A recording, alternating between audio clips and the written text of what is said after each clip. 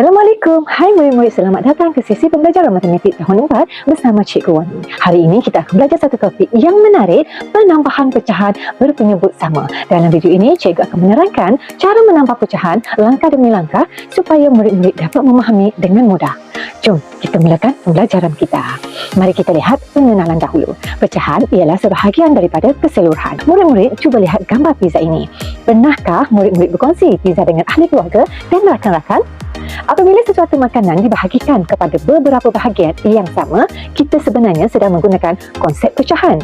Objektif pembelajaran hari ini adalah: 1. Kena pasti maksud pecahan sebahagian daripada keseluruhan. 2. Kena pasti pengangka dan penyebut. 3. Menyelesaikan soalan penambahan pecahan berpenyebut sama secara sistematik. 4. Mengukuhkan kefahaman tentang pecahan melalui latihan pengukuhan yang diberikan. Jom kita pelajari konsep asas pecahan. Bulatan tersebut dibahagikan kepada dua bahagian. Satu bahagian diwarnakan, maka pecahan adalah 1/2. Nombor yang berada di bahagian atas dipanggil pengangka, manakala nombor yang berada di bahagian bawah pula dipanggil penyebut. Pengangka menunjukkan bilangan bahagian yang diambil. Penyebut menunjukkan jumlah keseluruhan bahagian yang sama besar. Ini pula 1/4 dan 3/4. Ingat ya murid-murid, penambahan pecahan hanya tambah pengangka, penyebut tetap sama. Contoh, 1/4 ditambah 2/4, maka jawapannya adalah 3/4. Sekarang cikgu gunakan gambar pizza supaya murid-murid lebih faham.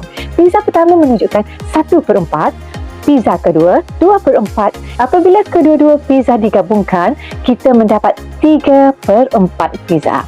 Melalui gambar ini, murid-murid dapat melihat proses penambahan pecahan dengan lebih jelas. Mari kita ulang semula langkah penting menambah pecahan berpenyebut sama. Pertama, pastikan penyebut adalah sama. Kedua, tambahkan pengangka. Dan ketiga, kekalkan penyebut. Sekarang giliran murid-murid pula cuba jawab soalan ini. 2/6 tambah 3/6, fikirkan jawapannya. Sudah dapat jawapan? Ya, betul. 2 tambah 3 bersamaan 5. Penyebut kekal 6. Jadi jawapannya ialah 5/6. Tahniah kepada murid-murid yang berjaya menjawab dengan betul. Baiklah murid-murid, mari kita rumuskan pembelajaran hari ini. Pengangka ialah nombor yang berada di bahagian atas pecahan. Penyebut ialah nombor yang berada di bahagian bawah pecahan. Untuk menambah pecahan berpenyebut sama, pastikan penyebut adalah sama, tambahkan pengangka dan kekalkan penyebut. Syabas dan tahniah kerana berjaya mengikuti pembelajaran pada hari ini.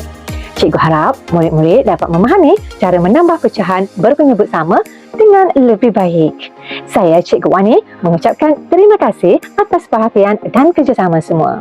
Jumpa lagi dalam pembelajaran yang akan datang. Bye!